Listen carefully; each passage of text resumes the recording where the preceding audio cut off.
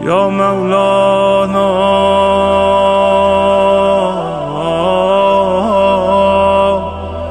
یا صاحب الزمان.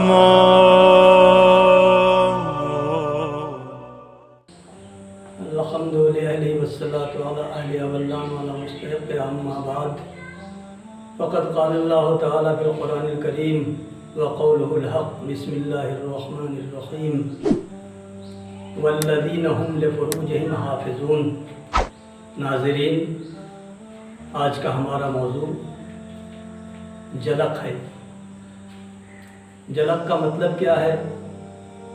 جلق کا معنی ہے غیر فطری طریقے سے منی کا اخراج کرنا، منی کا نکالنا،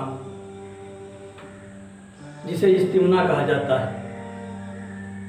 استمنا یعنی طلب منی کرنا، اور فارسی زبان میں اس کو مستزلی کہتے ہیں، یعنی ہاتھ کے ذریعے سے منی کا نکالنا. تو بہرحال چاہے ہاتھ کے ذریعے سے کوئی منی کا اخراج کرے یا عضو تناسل کو، عضو خاص کو مل کر کے منی باہر نکال دے، یا عضو تناسل کو کسی چیز سے رگڑ کر کے مادہ منی کو اخراج کر دے، مادہ منی کو نکال دے، یہ سب چیزیں حرام ہیں، بلکہ گناہ کبیرہ ہیں، اور اس سے سختی سے منع کیا گیا ہے. لہٰذا ہمیں دھیان دینا چاہیے، اس لیے کہ یہ وبا ایسی ہے جو ہمارے نوجوانوں میں دانستہ یا نادانستہ طور سے پائی جاتی ہے، اور خاص طور سے وہ افراد جن کو شادی کا موقع نہیں ملتا، شادی دیر سے ہوتی ہے، وہ اس طرح کی عادت میں مبتلا ہو جاتے ہیں اور اپنی جوانی کھو بیٹھتے ہیں. اس کا دنیاوی بھی اثر ہوتا ہے اور اخروی بھی اثر ہوتا ہے. دنیا میں اس کا نقصان بہت بڑا ہے، جسے میں ابھی بیان کروں گا. آخرت کے لحاظ سے سرکار دو عالم ارشاد فرماتے ہیں کہ یہ گناہ کبیرہ ہے اور اس کے قریب انسان کو نہیں جانا چاہیے. آپ نے فرمایا کہ یہ ایسا ہی ہے کہ جیسے انسان اپنے آپ سے نکاح کر لے، جبکہ کوئی انسان خود سے شادی نہیں کر سکتا. اور آپ نے فرمایا کہ اگر کوئی شخص مجھے پتہ چل جائے کہ اس گناہ کا مرتکب ہوتا ہے تو میں اس کے ساتھ کھانا بھی نہیں کھاؤں گا. مصحف ناطق امام جعفر صادق علیہ السلام ارشاد فرماتے ہیں کہ اس کا گناہ اتنا بڑا ہے کہ جیسے زنا کا گناہ، یعنی یہ گناہ زنا کے گناہ کے برابر ہے. نعوذ باللہ، ہمیں اس گناہ سے بچنا چاہیے. ہمارے نوجوان، جوان اور غیر شادی شدہ افراد کو عفت اپنانا چاہیے، پاک دامنی اپنانا چاہیے.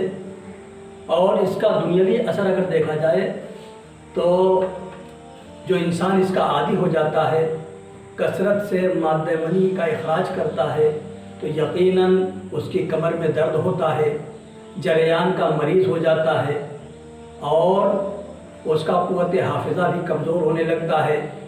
یہی نہیں، چونکہ اس کا تعلق حواس سے خمسہ ظاہرہ سے بہت زیادہ ہے، اس لحاظ سے اس کا اثر کان پہ بھی پڑتا ہے، آنکھوں پہ پڑتا ہے، قوت سماعت پہ پڑتا ہے. قوت سماعت کا یہ عالم ہو جاتا ہے کہ انسان کے کان میں گھنٹی بجنا شروع ہو جاتی ہے، اور آنکھوں کے سلسلے میں بتایا گیا ہے کہ ایسا ہی ہے جیسے دن میں تارے نظر آنے لگتے ہوں.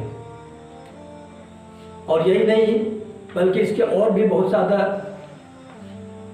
برائیاں اور اس کی خرابیاں بیان کی گئی ہیں، جیسا کہ صاحب کتاب ایرانی رائٹر ہیں کہ جنہوں نے اپنی کتاب میں، جس کا نام ہے توانیہائے جنسی، میں وہ تحریر فرماتے ہیں کہ اگر آپ تہران کے پاگل خانے میں جائیں اور وہاں پہ مریضوں کو دیکھیں، پاگلوں کو دیکھیں، تو آپ کو یقین ہو جائے گا کہ یقیناً ان میں سے 10 میں سے 9 ایسے ہیں کہ جو کسی غلط عادت کی بنا پر پاگل ہو گئے ہیں. تو اس کا مطلب یہ ہے کہ اگر کوئی انسان اس برائی میں ملوث ہوتا ہے، عادی بن جاتا ہے، تو وہ پاگل بھی ہو جاتا ہے. لہذا میں اپنے دوستوں عزیزوں سے گزارش کروں گا کہ اس برائی سے بچنے کی کوشش کریں، اور یہ ایک ایسا عمل ہے کہ جو حرام ہے، گناہ کبیرہ ہے، اور اگر خدا نخواستہ کسی نے رمضان میں اس کا ارتکاب کیا تو اس کا روزہ بھی باطل ہو جائے گا، اور بطلان روزہ کے ساتھ ساتھ قضا واجب ہوگا، اور قضا کے ساتھ ساتھ کفارہ بھی ادا کرنا پڑے گا۔ اب آپ سوال کریں گے کہ اس کی دلیل کیا ہے جو آپ فرما رہے ہیں؟ تو آئیے قرآن مجید سورہ مومنون میں ارشاد ہوتا ہے، بسم اللہ الرحمن الرحیم، خالق کائنات مومنون کے صفات بیان کرتے ہوئے ارشاد فرما رہا ہے کہ والذین هم لفروجہم حافظون الا علی ازواجہم او ما ملکت ایمانہم فانہم غیر ملومین ومن ابتغى وراء ذلك فاولئک هم العادون۔ سورہ مومنون میں ارشاد ہوتا ہے کہ یقیناً وہ مومنین کامیاب ہیں جو نماز کو خشوع و خضوع کے ساتھ بجا لاتے ہیں۔